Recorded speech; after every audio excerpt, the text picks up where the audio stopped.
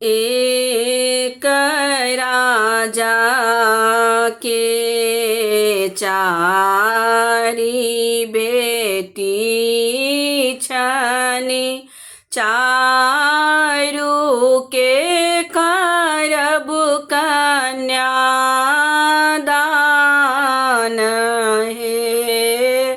एक राजा के चारी बेटी छनी, चारू के करब कन्यादान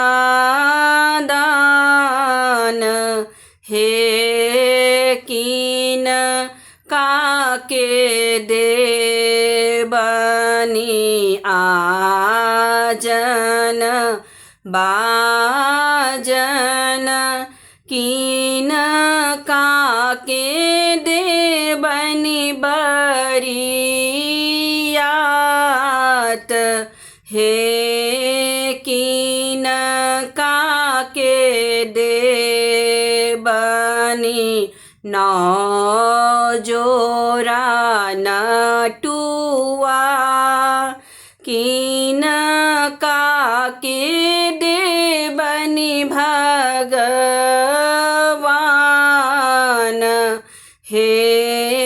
बर की के देबनी आजन बाजन, मझली के देबनी बरियात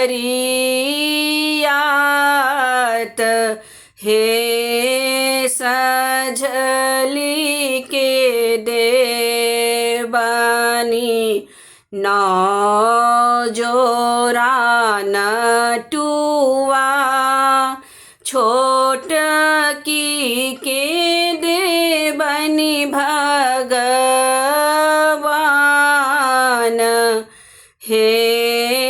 कहमा बैसायब आजन बाजन, कहमा बैसायब बरियात हे। कहमा बैसायब नौ जोरा नटुआ, कहमा बैसायब भगवान हे। महफिल बैसायब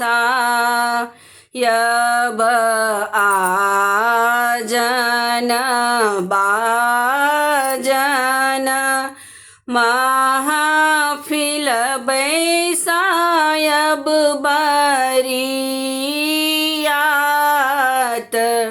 हे। कूड़ा खेत बैसायब नौ जोरा नटुआ, कोबर घर बैसायब भगवान हे। भेल बियाह चलू राम कोबर, सियालिया गोरी दराए हे। भेल बियाह चलू राम